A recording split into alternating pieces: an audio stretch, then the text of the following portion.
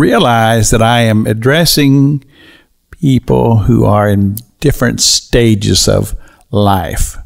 Some are very, very happy. You're in a very, very happy time in your life. Things are well.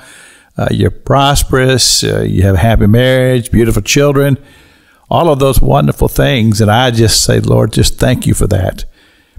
But I realize that life goes through changes. There are seasons to life. In the book of Peter, in 1 Peter, he even uses that term, seasons of life.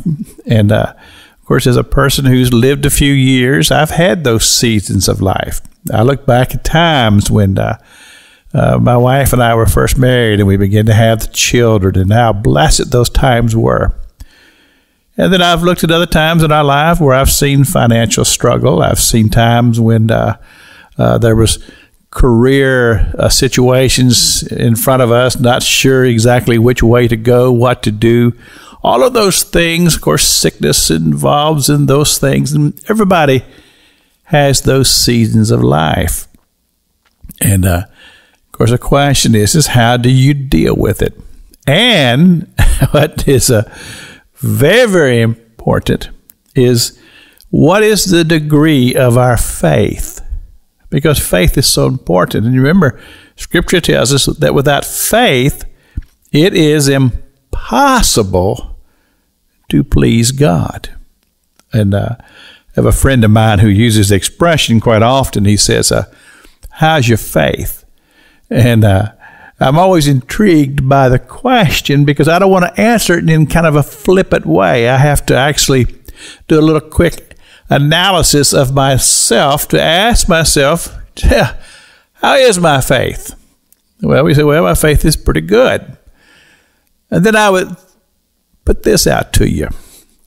Do you think that if you were in the same situation that Jesus was in, when they told him about his friend Lazarus, would your faith allow you to call your friend out of the grave?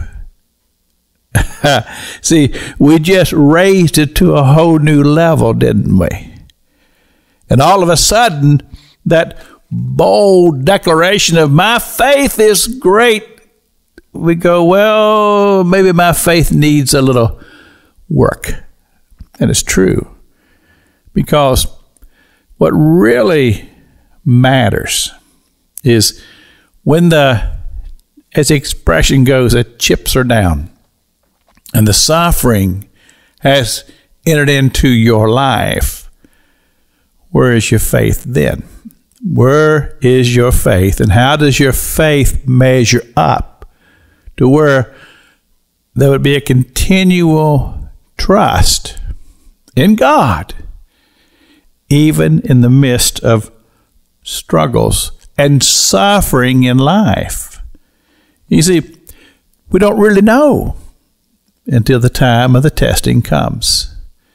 And our hope and prayer is that our faith would stand strong, even in the times when we say, Lord, I don't understand this. I don't see where the future is.